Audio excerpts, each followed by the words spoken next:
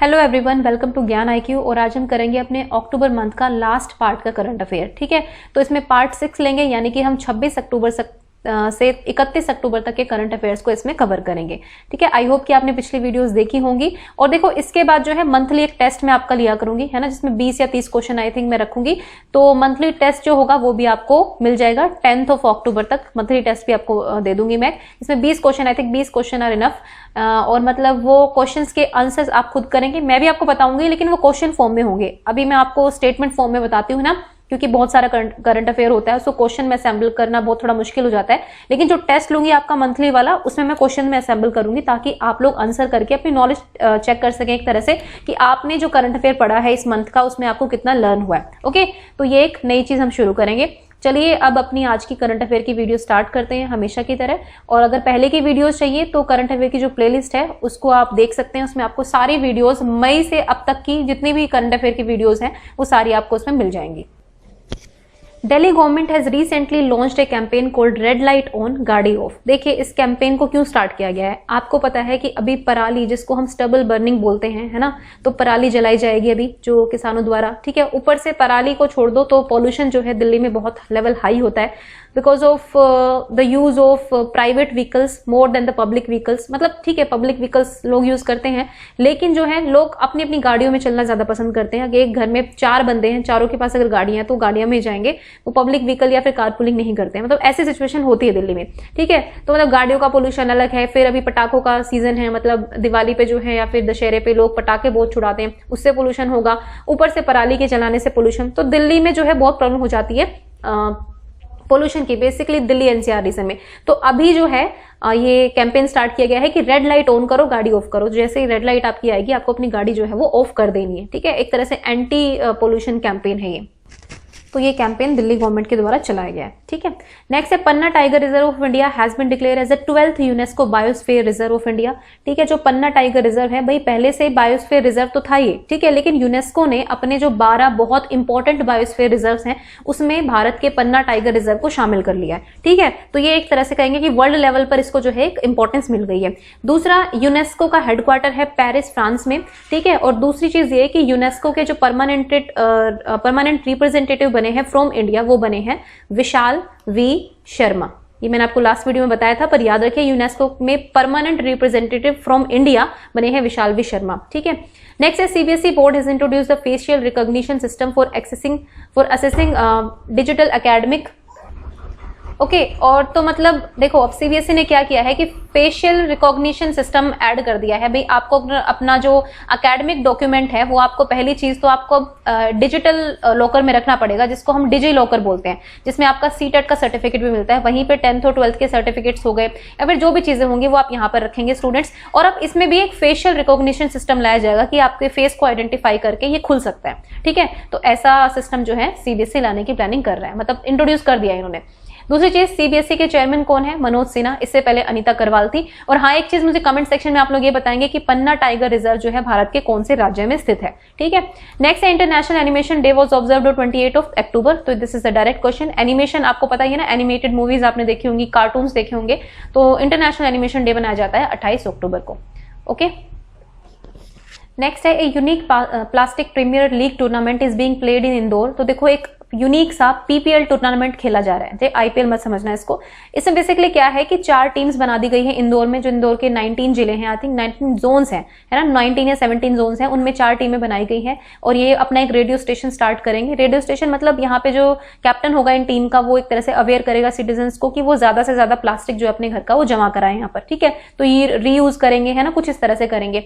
तो ये इंदौर सिटी में ऑर्गेनाइज किया जा रहा है और इसको भी 45 दिन लगेंगे टोटल। ठीक है, टोटल 45 दिन में जो टीम सबसे ज्यादा प्लास्टिक इकट्ठा करेगी, वन टाइम प्लास्टिक, मतलब इस तरह की चीजें हैं कुछ, जो इकट्ठा करेगी सबसे ज्यादा, उस टीम को ये ट्रॉफी देती जाएगी। ठीक है, इंदौर मध्य प्रदेश का शहर आपको पता है, और इस बार के भी स्वच्छ सर्वेक्षण में सबसे सुंदर या फिर सबसे स्वच्छ शहर अगर कहें तो वो इंदौर है। ठीक है, ये भी चीज याद रखना। नेक्स्ट है Samsung has top the list of world's best best employer 2020 publish by Forbes. ठीक है, तो इसमें एक शायद ये भी गलत हो गया होगा। एम्प्लॉयर मतलब जो जॉब देता है उसको हम एम्प्लॉयर बोलते हैं। तो सैमसंग इस लिस्ट में जो है सबसे नंबर 1 पर रहा है कि हाँ भाई बहुत वो जो है मतलब काफी लोगों को जॉब देता है या फिर बेस्ट एम्प्लॉयर है वो। ठीक है, फैसिलिटीज भी ज्यादा देता है, जो भी चीजें। ठीक है, तो ये रिपोर्ट फोर्ब्स ने पब्लिश की थी, फोर्ब्स मैगजीन ने, और इसमें सैमसंग ने टॉप किया है, मतलब बेस्ट एम्प्लॉयर है। ठीक है, गलती से एम्प्लॉयर लिखा गया। नेक्स्ट है बिमल जुल्का, जो पूर्व हमारे CIC थे, मतलब यानी कि चीफ इंफॉर्मेशन कमिश्नर थे, रिजाइन कर दिया था इन्होंने। ये अपॉइंटेड हुए हैं नए federation of Indian fantasy sports के चेयरमैन। ठीक है, ये भी चीज याद रखना। और नए CIC कौन है ये मैं आपको इसी वीडियो में आगे बताऊंगी। तो विमल जुल्का जो है वो अपॉइंट हुए हैं federation of India fantasy sports के चेयरमैन, याद रखिए। नेक्स्ट है LG has launch the world's first rollable TV. ठीक है, रोलेबल टीवी बनाया है इन्होंने साउथ कोरिया में फॉर 64 लाख रुपीज। ठीक है, मतलब एक टीवी ये जो है तो हाई डेफिनेशन टीवी है बिल्कुल, और ये 64 लाख में बिकेगा। तो ये बनाया किसने है? ये LG ने बनाया है, और वर्ल्ड का पहला रोलेबल टीवी है। ठीक है, अब देखो जो LG है वो किस देश की कंपनी है ये आपको मुझे बताना है, ओके, कमेंट सेक्शन में। नेक्स्ट देखते हैं, भारत पे has introduce digital gold product on it's platform for merchants in association with safe gold. तो सेफ गोल्ड नाम का एक ऑर्गेनाइजेशन है। ठीक है, उसके साथ मिलकर भारत पे ने, ठीक है, भारत पे के ब्रांड एम्बेसडर जो अभी रिसेंटली सलमान खान बने थे। ठीक है, तो भारत पे जो है इसने एक डिजिटल गोल्ड प्रोडक्ट लॉन्च किया है अपने प्लेटफॉर्म पर, और सेफ गोल्ड वालों के साथ मिलकर। ठीक है, मतलब बेसिकली ये व्यापार से रिलेटेड है। नेक्स्ट है southern navy command has deployed its first batch of 3 women pilots. तो देखो सदर्न नेवी कमांड ने 3 मतलब एक पहला बैच बनाया, यानी कि फर्स्ट बैच है, ये आपके लिए इंपॉर्टेंट है। दूसरा 3 वुमेन पायलट्स होंगी इसके अंदर। ठीक है, ये आपके लिए इंपॉर्टेंट है, जो डॉर्नियर एयरक्राफ्ट को चलाएंगी। ठीक है, कोचिन में है ये। अब ये 3 कौन कौन है? ये है दिव्या शर्मा, शिवांगी एंड शुभांगी स्वरूप। ठीक है, ये भी आपको याद रखना है। और अगर मैं आपसे पूछूं कि राफेल जेट को जो है उड़ाने वाली पहली भारतीय महिला पायलट कौन है, तो वो है शिवांगी सिंह। ठीक है, ये क्वेश्चन मैं आपसे काफी बार कर चुकी हूँ, तो ये याद रखना कि ये जो फर्स्ट बैच बना है 3 वुमेन का, ये पूछा जा सकता है एग्जाम में। और दूसरी चीज, इसके तीनों के नाम आपको पता होने चाहिए। तो ये शिवांगी है, वो शिवांगी सिंह दूसरी है। ठीक है, ये शिवांगी सिंह दूसरी है।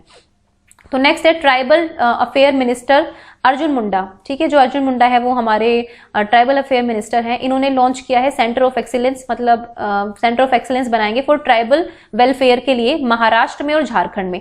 मतलब कि इन्होंने सेंटर ऑफ एक्सीलेंस लॉन्च किए हैं, जिनको हम COE बोल सकते हैं ना, CE भी बोल सकते हैं, सेंटर ऑफ एक्सीलेंस। तो ये ट्राइबल वेलफेयर के लिए है, जनजातियों के विकास के लिए है, और ये बने कहाँ पर है? महाराष्ट्र में और झारखंड में। ठीक है, ये 2 राज्यों के नाम जो है वो आप याद रखेंगे। नेक्स्ट देखते हैं, PM Modi has inaugurated the आरोग्य वन एट केवड़िया इन आरोग्य वन, इट्स 1, ओ गॉड, आज बहुत प्रिंटिंग एरर है, I am really sorry for that. ठीक है, आरोग्य वन जो है इन्होंने इनॉग्रेट किया है केवड़िया में, नर्मदा डिस्ट्रिक्ट ऑफ गुजरात में। ठीक है, ये जो केवड़िया जगह है ये नर्मदा डिस्ट्रिक्ट में पड़ता है, गुजरात के नर्मदा डिस्ट्रिक्ट में। ठीक है, ये भी याद रखिए। और गुजरात में पहली जो है हनी टेस्टिंग लैब अभी रिसेंटली स्थापित हुई थी। ठीक है, और गुजरात जो है फूड सेफ्टी इंडेक्स में नंबर 1 पर रहा था। एक्सपोर्ट प्रिपेयर्डनेस में भी गुजरात जो है नंबर 1 रहा था, और मछली उत्पादन में जो है गुजरात नंबर 2 रहा था, जिसमें तमिलनाडु ने गुजरात को पीछे छोड़ दिया था। तो ये 3-4 चीजें जो है आपको याद रखनी है। एक तो एक्सपोर्ट इंडेक्स में एक्सपोर्ट प्रिपेयर्डनेस इंडेक्स हो गया। ठीक है, फूड सेफ्टी इंडेक्स हो गया, इसमें गुजरात नंबर 1 रहा है, और स्टार्टअप्स में भी नंबर 1 रहा है। ठीक है, ये भी चीज आपको याद रखनी है। तो ये आरोग्य 1 है। ठीक है, ये हिंदी में सही लिखा हुआ, बस यहाँ पे VAN1 लिखना था। नेक्स्ट है Meghalaya has launch the micro ATM service in rural areas of the state. ठीक है, थोड़े माइक्रो ATMs वहां पर लगेंगे, मेघालय ने ये स्टार्ट किया है। देखो जो रूरल एरियाज होते हैं ना, गांव ग्रामीण इलाके होते हैं, वहां आपको ATM दिल्ली में ही कम मिलेंगे, आपको ग्रामीण इलाकों में ना इक्के दुक्के मिल जाएंगे। लेकिन जो मेघालय है वो वैसे भी एक छोटा सा राज्य है, और वहां पे गाँव की संख्या ऑब्वियसली ज्यादा ही है, नॉर्थ ईस्ट का स्टेट है, तो वहां पे छोटे छोटे ATM माइक्रो ATMs लगाए गए हैं ताकि लोगों को जो है थोड़ी सुविधाएं मिल सके। तो ये भी आपको याद रखना है। और मेघालय में कुछ बहुत इंपॉर्टेंट जो है वो टाइगर रिजर्व्स हैं, तो वो मुझे आपको बताने हैं। नहीं, टाइगर रिजर्व नहीं है आई थिंक मेघालय में। हाँ यस, टाइगर रिजर्व जो है मेघालय में एक भी नहीं है, लेकिन नेशनल पार्क्स हैं। ठीक है, तो मैं चलो बता ही देती हूँ आपको। एक है बाल फकरम नेशनल पार्क है मेघालय में, और एक है आपका नोकरेक ये बहुत पूछा जाता है एग्जाम में। नोकरेक नेशनल पार्क और बाल फकरम नेशनल पार्क, ये 2 नेशनल पार्क हैं आपके मेघालय में। टाइगर रिजर्व एक भी नहीं है मेघालय में। ओके, नेक्स्ट है महेश कनोडिया, एक गुजराती फिल्म म्यूजिशियन और सिंगर थे। ये पास्ट मतलब इनका निधन हो गया अभी रिसेंटली, तो नाम याद रखिए क्योंकि बहुत इंपॉर्टेंट है, क्योंकि गुजराती फिल्म के म्यूजिशियन भी थे, सिंगर भी थे, और आई थिंक MP भी थे किसी जगह से, है ना, मुझे जगह याद नहीं आ रही। अगर आपको पता है कि मनोज कनोडिया कहाँ से जो है मेंबर ऑफ पार्लियामेंट थे तो मुझे जरूर बताएं। लोकसभा के सदस्य थे आई थिंक, है ना, मुझे टोटली याद नहीं है लेकिन थे, कुछ पढ़ा था मैंने इनके बारे में, तो भी बताइए। India Australia circular economy hackathon will be organised by Atal innovation mission. ठीक है, अटल इनोवेशन मिशन जो है इसको कौन कंडक्ट करता है? इसको करता है नीति आयोग। ठीक है, नीति आयोग के अंडर है ये अटल इनोवेशन मिशन। बेसिकली यहाँ पे जो है इनोवेटिव स्टाइल जो है आपके, या फिर इनोवेशन अगर आपकी कोई है साइंस एंड टेक्नोलॉजी में, तो वहां इस चीज को प्रमोट करने के लिए ये मिशन चलाया गया था। और मतलब ये एक तरह से सर्कुलर इकोनॉमी हैकाथॉन चलाया जाएगा 7 से 8 दिसंबर 2020 तक। ठीक है, और इंडिया और ऑस्ट्रेलिया के बीच। ठीक है, बेसिकली इन दोनों में पार्टनरशिप से हुई है।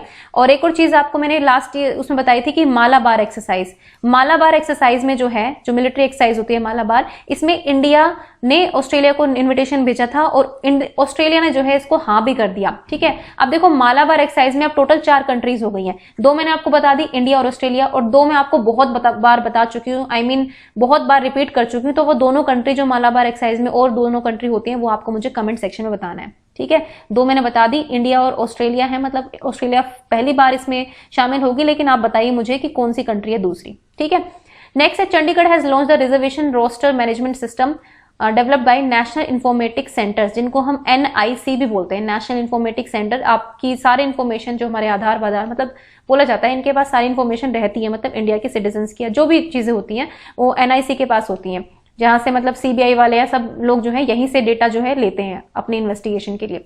तो चंडीगढ़ ने लॉन्च किया है एक रिजर्वेशन रोस्टर मैनेजमेंट सिस्टम बनाएंगे ये। ठीक है, और ये बनाया किसने है सिस्टम? ये बनाया है NIC ने, तो ये भी याद रखिए। चंडीगढ़ से याद आया कि हरियाणा का जो पंचकुला डिस्ट्रिक्ट है वहां पे इस बार जो है खेलो इंडिया यूथ गेम्स होंगे 2021 के, ये भी याद रखिए। ठीक है, और लास्ट ईयर कहाँ हुए थे? 2020 में तो हुए नहीं, तो 2019 के कहाँ हुए थे ये आप मुझे कमेंट सेक्शन में बताएं। India and Nigeria have signed an MOU on cooperation in the exploration and uses of outer space for peaceful purposes. ठीक है, मतलब भाई जो अंतरिक्ष की बाह्य अंतरिक्ष की खोज और उपयोग में सहयोग पर एक समझौता ज्ञापन जो है इन पर इन्होंने हस्ताक्षर करिए, भारत ने और नाइजीरिया ने। ठीक है, देखो MOUs बहुत सारी कंट्रीज के साथ हमारे होते हैं, लेकिन पता है एग्जाम में कुछ भी पूछा जा सकता है।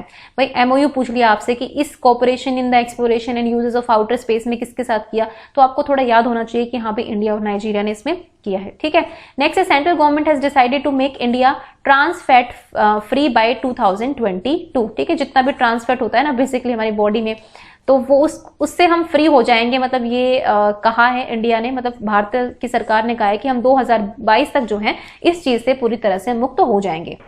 अब ट्रांस फैट किस किस चीज में होता है ना, मतलब फैट तो बहुत सारी चीजों में होता है, जो भी आपका बेक्ड फूड होता है ना, बेकरी का सामान जो होता है, ठीक है, स्नैक्स हो गया, आपके फ्राइड फूड्स हो गया, ठीक है, ये सब चीजें होती हैं, इनमें बहुत सारा ट्रांस फैट होता है। तो भारत ने डिसाइड किया है कि हम 2022 तक जो है इससे मुक्त हो जाएंगे।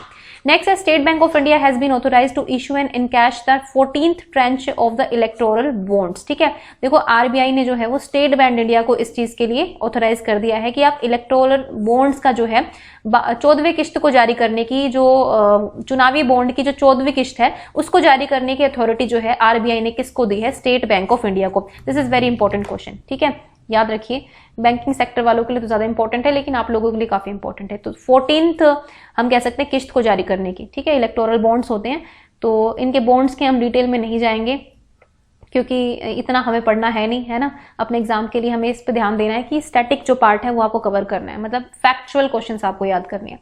नेक्स्ट है Yashvardhan Kumar Sinha is set to be appointed as a country's next CIC commissioner, मतलब चीफ इंफॉर्मेशन कमिश्नर। ठीक है, CIC मैंने आपको अभी बताया था कि बिमल जुल्का को जो है कहीं और अपॉइंट कर दिया गया है और उन्होंने पहले ही रिजाइन कर दिया था। तो मतलब अभी तक बनी नहीं है, या मुझे नहीं पता कि आज मैं वीडियो बना रही तो बन चुके होंगे, क्योंकि मैंने 2-3 दिन पहले ये बनाई थी। तो यशवर्धन कुमार सिन्हा जो है CIC के मतलब यानी कि मुख्य कह सकते हैं सूचना आयुक्त बनेंगे। ठीक है, मतलब ये तय हो चुका है कि यही बनेंगे, और शायद बन भी गए हों, एक बार चेक कर लेना, लेकिन यही बनने वाले हैं। ठीक है, तो याद रखिए, सुपर इंपॉर्टेंट क्वेश्चन। है ना। ऐसे क्वेश्चन बहुत इंपॉर्टेंट होते हैं। जितनी भी हमारी कॉन्स्टिट्यूशनल बॉडीज होती हैं, जितनी भी हमारी स्टैट्यूटरी बॉडी होती हैं, इनके जितने भी चेयरमैन होते हैं वो बहुत इंपॉर्टेंट होते हैं, ठीक है। सीआईसी का, अब सीआईसी का तो मैंने आपको बता दिया, अब सीवीसी का बताओ, है ना। अभी विजिलेंस वीक मनाया गया था, यानी कि सेंट्रल विजिलेंस कमिश्नर कौन है, ये आपको मुझे कमेंट सेक्शन में बताना है। मैंने आपको सीआईसी बता दिया है। नेक्स्ट है Mangdechhu. Mangdechhu hydro electric project है, जिसको अभी भी एक अवार्ड मिला है, Brunel medal for excellence in civil engineering, ठीक है। और ये यूके बेस्ड है, इंस्टीट्यूट ऑफ सिविल इंजीनियर्स है, उन्होंने इस अवार्ड को दिया है इंडिया को। अब देखो मांगडेचू जो परियोजना है, इस पर कौन कौन काम कर रहे हैं, एक तो इस पर काम कर रहा है इंडिया और एक कर रहा है भूटान, तो दोनों ही इस पर काम कर रहे हैं मांगडेचू हाइड्रो इलेक्ट्रिक प्रोजेक्ट पर, ठीक है। और इसको ये प्रेस्टिजियस अवार्ड मिला है, यानी कि ब्रुनेल मेडल मिला है for excellence in civil engineering.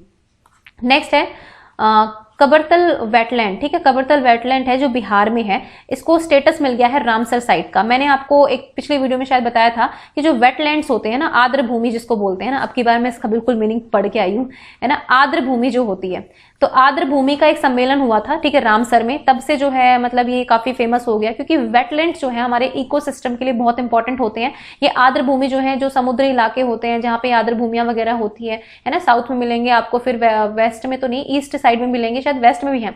तो ये जो रामसर साइट जो है, ये मतलब एक तरह से यूनिवर्सल एक इंपॉर्टेंस हो जाती है जब इनको ये हो जाता है। जैसे हमारी यूनेस्को की साइट्स होती है ना, तो हम ये कह देते हैं हाँ भी पूरी दुनिया उसको पहचान जाती है और उनकी एक इंपॉर्टेंस हो जाती है। इस तरह से वेटलैंड्स की इंपॉर्टेंस होती है अगर आप रामसर साइट में उनको इंक्लूड कर दें।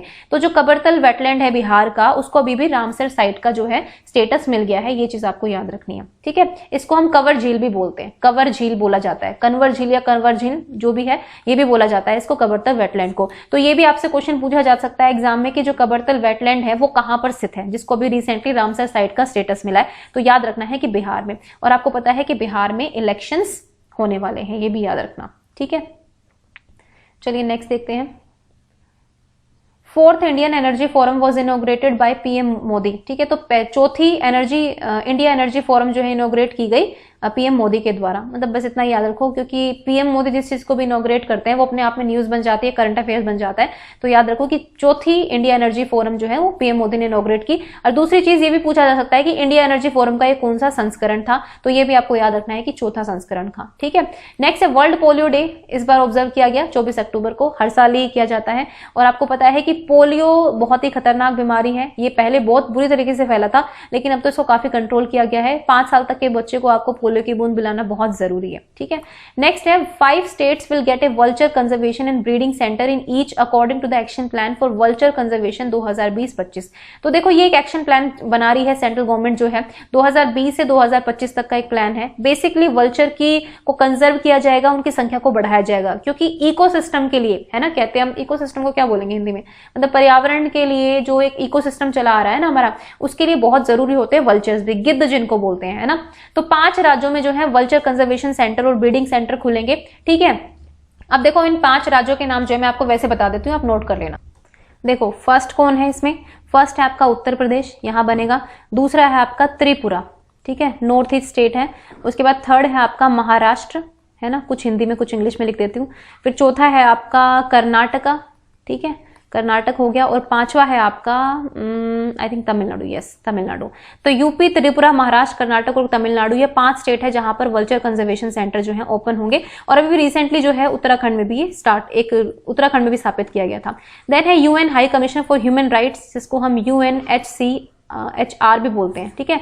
इन्होंने इंडिया को बोला है कि आप अपना जो फॉरेन कंट्रीब्यूशन रेगुलेशन एक्ट है उसको रिव्यू कीजिए। देखिए इंडिया ने अभी रिसेंटली बैन कर दिया था कि एनजीओ जो है जितने भी, वो बाहर से किसी से मतलब चंदा नहीं ले सकते, मतलब ऋण नहीं ले सकते, ऋण नहीं चंदा कह सकते हैं, क्योंकि एनजीओ रिसीव करते हैं बाहर से। कुछ इस तरह की इंडियन गवर्नमेंट ने जो है बैन लगा दिया था एनजीओ पर।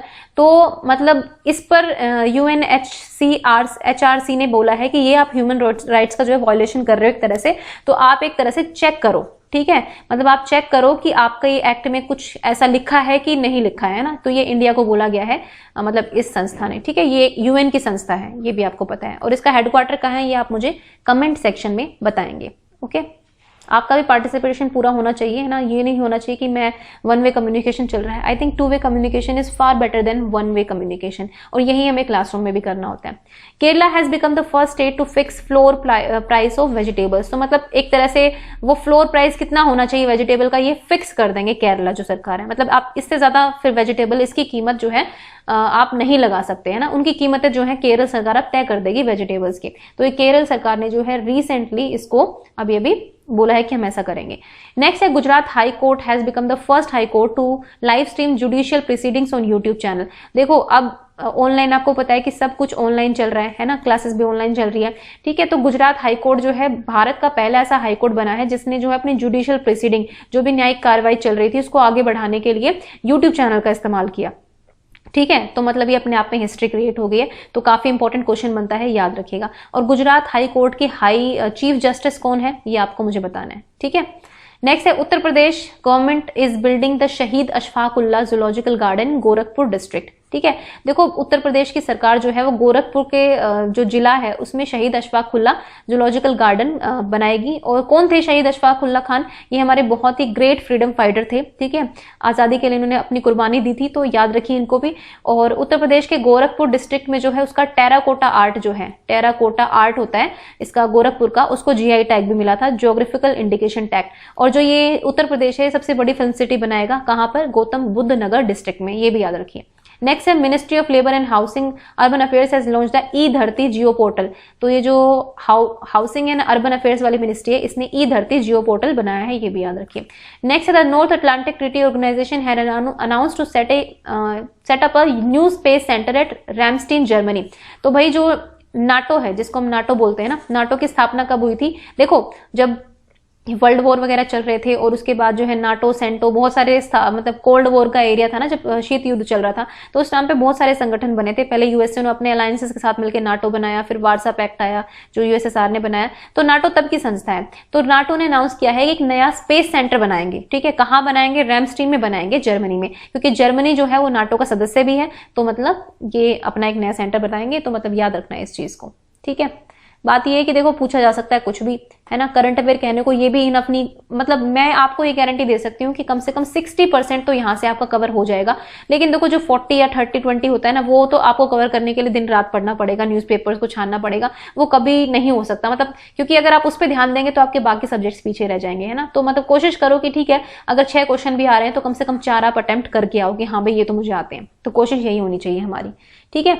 चलिए नेक्स्ट देखते हैं। Odisha has launch the state scholarship portal and Sumangal portal, ठीक है। तो देखो अब क्या है ना, स्टेट स्कॉलरशिप किस किस को मिलती है भाई, छात्रवृत्तियां मिलती हैं, कई तरह की छात्रवृत्तियां होती हैं, जो एक तो SC/ST को मिलती है, OBC को भी मिलती हैं, कुछ वैसी छात्रवृत्तियां होती हैं। तो उड़ीसा की जो गवर्नमेंट है इन्होंने 2 लॉन्च की है। एक तो लॉन्च की है स्टेट स्कॉलरशिप पोर्टल और इसके लिए एक दूसरा है सुमंगल पोर्टल, ठीक है। तो 2 पोर्टल ओडिशा गवर्नमेंट ने लॉन्च किए हैं, ये भी आपको याद रखना है, ठीक है। और ओडिशा में ऑलिव रिडले टर्टल बहुत ज्यादा पाया जाता है। और 2023 का जो मेंस हॉकी वर्ल्ड कप होगा जो वो ओडिशा में होगा, भुवनेश्वर में, ठीक है। नेक्स्ट है India has signed A basic exchange cooperation agreement, जिसको हम बेका बोलते हैं, ठीक है। बेका एग्रीमेंट भी बोलते हैं, काफी इंपॉर्टेंट है, न्यूज में है। और एक इंडिया ने कॉम कासा भी साइन किया था इसी कंट्री के साथ, जिसके साथ बेका साइन किया है वो है यूनाइटेड स्टेट्स। तो कॉम कासा भी किया था। +2+2 डायलॉग था अभी फॉरेन मिनिस्टर्स का और डिफेंस मिनिस्टर का, ठीक है। इनका एक 2+2 डायलॉग भी हुआ था, वो भी इंडिया और यूएसए के बीच में हुआ था। बेका इंडिया और यूएसए के बीच में हुआ है, कॉम कासा इंडिया और यूएसए के बीच में हुआ है। तो काफी चीजें हैं, याद रखना, ठीक है। और नेक्स्ट है व्रोक्लो सिटी बोलते हैं इसको, पोलैंड में है ये। इसका एक स्क्वायर है जिसका नाम जो है किस पर रखा गया है, हरिवंश सिंह राय बच्चन के नाम पर रखा गया है, ठीक है। महान पोएट थे, अमिताभ बच्चन जी के फादर हैं। और मतलब एक स्क्वायर है, ठीक है। एक ऐसे स्क्वायर्स होते हैं, जैसे एक इस साइड रास्ता निकल रहा है, एक इस साइड रास्ता निकल रहा है, सड़क के यहाँ पे लग जाते हैं ऐसे। तो इस पर जो है हरिवंश राय बच्चन स्क्वायर लिखा जाएगा, ठीक है। तो ये याद रखना। नेक्स्ट है आरबीआई यानी कि reserve bank of India has asked the payment operators to shift to interoperable quick response. QR code होते हैं ना, क्यूआर कोड जो होते हैं, तो इस तरह का वो क्यूआर कोड है। तो उन्होंने कहा है कि जितने भी पेमेंट ऑपरेटर्स हैं, जैसे कि आपके पेटीएम्स हो गए या फिर आपके फोन पे हो गया, जितने भी पेमेंट ऑपरेटर्स हैं उनको इस तरह का क्विक रिस्पॉन्स कोड जो है वो मार्च 2020 तक कर लेना है, ठीक है। तो इसको हम IQR बोलेंगे, ठीक है। IQR क्यूआर कोड जो होते हैं बेसिकली उन्हीं की बात हो रही है, ठीक है। तो ये आरबीआई ने अभी रिसेंटली डिसाइड किया है। और आरबीआई के गवर्नर कौन है ये आप मुझे कमेंट सेक्शन बताएंगे, और कमेंट कर दिया करो पता है तो, ठीक है, नहीं पता तो गूगल करके कर दिया करो ताकि आपको थोड़ा याद भी रहे। अब देखो फिर से अगेन एक एमओयू यानी कि मेमोरेंडम ऑफ अंडरस्टैंडिंग साइन किया है इंडिया ने, किसके साथ, कंबोडिया के साथ, ठीक है, on cooperation in the field of medicine and health. तो भाई मेडिसिन और हेल्थ के सेक्टर में इंडिया जो है कंबोडिया के साथ कोऑपरेट करेगा। अब कंबोडिया में एक बहुत ही प्राचीन हिंदू मंदिर है, आप लोग मुझे बताइए कि कौन सा मंदिर है जो कंबोडिया में स्थित है, ठीक है, आपको ये बताना मुझे कमेंट सेक्शन में। नेक्स्ट है नेशनल स्किल डेवलपमेंट कॉर्पोरेशन, जिसको हम एनएसडीसी भी बोलते हैं, एंड माइक्रोसॉफ्ट, मतलब माइक्रोसॉफ्ट के साथ मिलकर जो है ये डिजिटल स्किल्स प्रोवाइड करेंगे more than 1 lakh undeserved women, मतलब जो अवांछनीय महिलाएं होती है जिनको मतलब घर से निकाल दिया जाता है, जो भी है, ठीक है, मतलब बेसहारा हम कह सकते हैं, इनके लिए जो है 1 लाख को ट्रेनिंग देंगे ताकि ये जो है अपने आप खड़ी हो सके अपने पैरों पर, है ना, अपनी खुद की अर्निंग कर सके एक तरह से। तो एनएसडीसी ने जो है इसके साथ माइक्रोसॉफ्ट के साथ पार्टनरशिप करी है, ठीक है। और एनएसडीसी के जो चेयरमैन है या फिर आप कह सकते हैं मैनेजिंग डायरेक्टर, चेयरमैन जो भी हैं वो मुझे आप कमेंट सेक्शन में बताएंगे कौन है। नेक्स्ट है Japan has set a target of achieving 0 carbon emissions by 2050। तो भाई जापान ने कहा है कि हम 2050 तक जो है अपने देश में जो है 0 कार्बन एमिशन होगा हमारे देश में 2050 तक, हालांकि बहुत दूर है, 30 साल है। और इससे पहले चाइना ने कहा था कि वो 2060 तक अपनी कंट्री को 0 कार्बन एमिशन बना देंगे, ठीक है। तो दोनों के टारगेट बता दिए, जापान ने 2050 का टारगेट रखा है और चाइना ने 2060 का रखा है। अब भाई इंडिया का पता नहीं है ना, इंडिया ने अभी तक तो ऐसा कुछ सेट किया नहीं है। नेक्स्ट है Bangladesh and recently launched and no mask no service policy. मतलब ये है कि अगर आपको किसी पॉलिसी का बेनिफिट लेना है तो आपको मास्क पहन कर आना पड़ेगा, अगर आप मास्क नहीं पहनेंगे तो आपको कोई सर्विस नहीं मिलेगी, ठीक है, कोई भी पॉलिसी हो सकती है। तो ये no mask no service policy चलाई है बांग्लादेश ने। और बांग्लादेश का एक BRAC एनजीओ है जिसको best NGO of the world मिला था लास्ट ईयर, ये भी याद रखिए। नेक्स्ट, और बांग्लादेश ने एक असोल चीनी करके एक कैंपेन भी चलाया था, वो भी याद रखिए, मतलब ये जो साइबर सिक्योरिटी को लेकर था।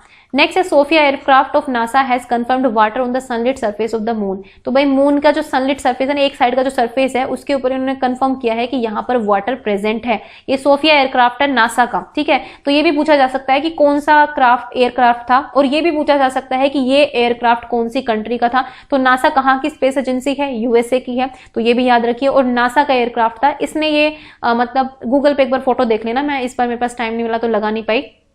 तो इन्होंने ये कहा है कि वहां पर मून का, जैसे ये मून है ना, इसके एक साइड में जो है वाटर प्रेजेंट है, ठीक है, मतलब चमकता हुआ, सूर्य की तरह चमकता हुआ दिखाई दिया इनको ये, ठीक है। तो ये था। उसके बाद नेक्स्ट है ministry of science and technology has launch the SERB power initiative. तो ये सर्ब पावर इनिशिएटिव चलाया है ministry of science and technology ने। और minister of science and technology कौन है ये आप मुझे कमेंट सेक्शन में बताएंगे, ठीक है।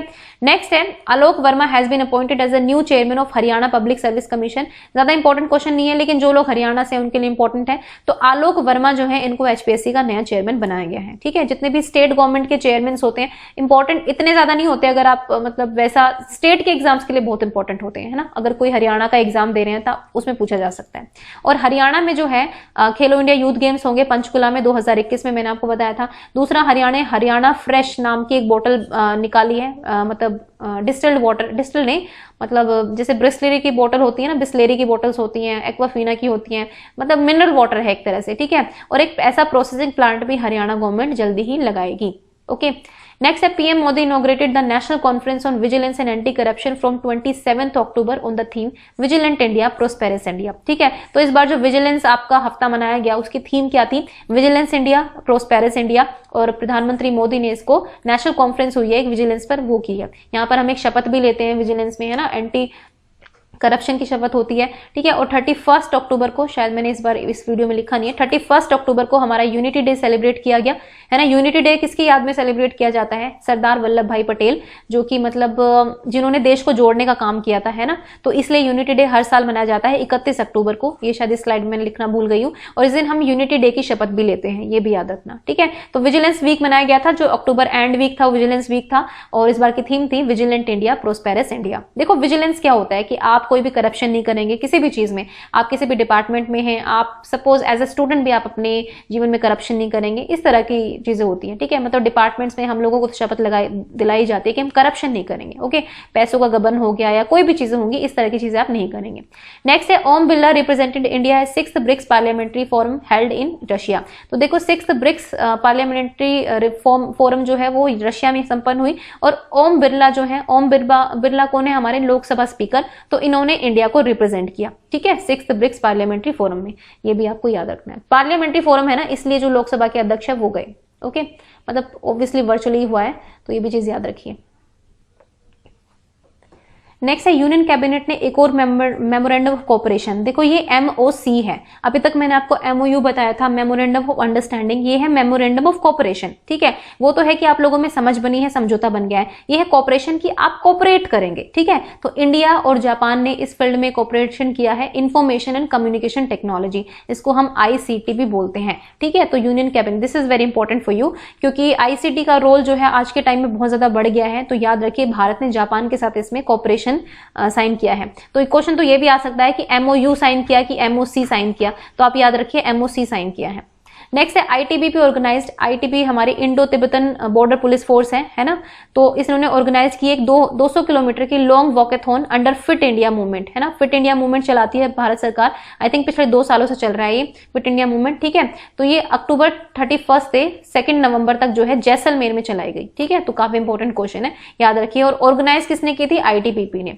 नेक्स्ट है India has launch first of its kind flash food guidance service for south Asia. ठीक है, अपनी तरह का पहला फ्लैश फ्लड गाइडेंस सर्विस है, फ्लड गाइडेंस। ठीक है, जो बाढ़ होती है ना उसके बारे में एक तरह साउथ एशिया के लिए लॉन्च किया है भारत ने, ये याद रखिए।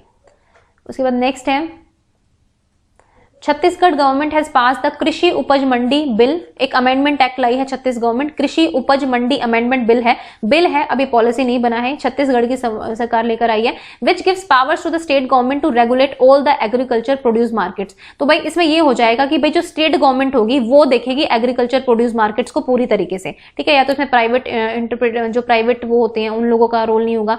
आपको पता है कि अभी भी केंद्र सरकार भी एक बिल लेकर आई थी जिसकी वजह से बहुत ज्यादा विद्रोह हुआ था किसानों के बीच, कि जो मिनिमम सपोर्ट प्राइस है NSP जो होता है, minimal support price, MSP I think है ना, मिनिमल सपोर्ट प्राइस था कि भाई अगर किसानों की फसल बर्बाद हो जाती है, कुछ भी होता है, तो मतलब सेंट्रल गवर्नमेंट जो है उनको एक मिनिमम प्राइस तो देती ही है उनकी फसलों का, है ना, जिससे कि भाई उनके इनकम पर फर्क ना पड़े।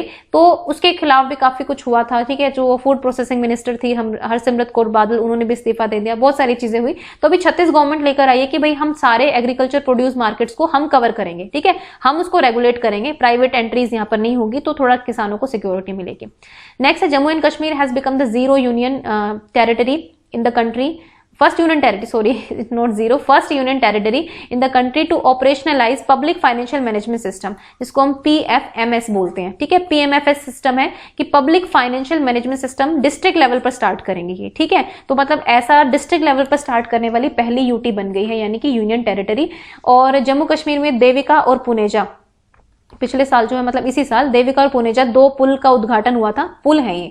ठीक है, इस चीज। नेक्स्ट है direct port entry facility has recently inaugurated at VO क्या बोलेंगे इसको, चिदम्बरनार। ठीक है, चिदम्बरनार पोर्ट ट्रस्ट, थोड़ा डिफिकल्ट नेम है, पढ़ लेना अपने आप। ठीक है, तो भाई डायरेक्ट पोर्ट एंट्री फैसिलिटी मिल गई है, यहाँ पे डायरेक्ट पोर्ट एंट्री मिल जाएगी, इस तरह की फैसिलिटी मिली है यहाँ पर, मतलब इस पोर्ट पर ट्रस्ट ने दी है इसको। ठीक है, इन्होंने इनॉग्रेट की है रिसेंटली, याद रखना। ओके, और ये कहाँ पर है, ये कौन से स्टेट में है, ये आपको मुझे कमेंट सेक्शन में बताना है। ओके भाई, नाम थोड़ा सा डिफिकल्ट है, फिर अटक जाती हूँ मैं बोलते बोलते। ठीक है, नेक्स्ट है a new sports university, Maharaja Bhupendra Singh Punjab sports university है, ये आएगी कहां पर, पटियाला पंजाब में। ठीक है, पंजाब गवर्नमेंट इसको लेकर आ रही है, तो याद रखिए। नेक्स्ट है ICICI bank has close it's business operations in Sri Lanka recently, तो ICICI ने जितने भी बैंक के ऑपरेशंस है वो सारे बंद कर दिए हैं श्रीलंका में। ठीक है, और श्रीलंका हमारा पड़ोसी देश है, इसको हमने काफी $1 मिलियन जो है लोन भी दिया है। साथ ही साथ श्रीलंका और मालदीव 2 ऐसी कंट्री हैं जो रुबेला और मीजल्स फ्री हो गए हैं। ठीक है, खसरा और कोई रोग होता है, मीजल्स को क्या बोलते हैं हिंदी में, खसरा मीजल्स होता है, रुबेला कोई और होता है। तो रुबेला और मीजल्स रोल से जो ये रोग होते हैं, इनसे श्रीलंका और मालदीव जो है दोनों मुक्त हो चुके हैं according to WHO।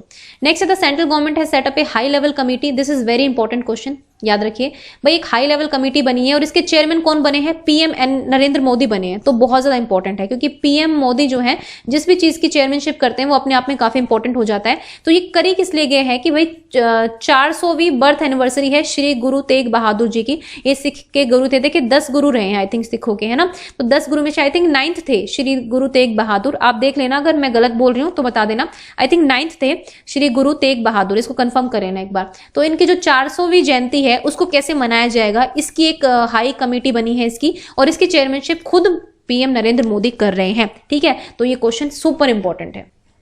So guys, ये थे आज के करंट अफेयर की वीडियो। ठीक है, आई होप कि आपको अच्छे लगे होंगे, और जितने भी क्वेश्चन मैंने आपसे पूछे हैं क्विज में वो आप जरूर मुझे रिप्लाई करें। क्विज तो क्या कहूंगी, क्वेश्चन से बीच बीच में पूछती रहती हूँ ताकि आप लोगों को भी थोड़ा इंटरेस्ट सा बना रहे हो, आप लोग भी सर्च करें। And again thank you for watching ज्ञान IQ।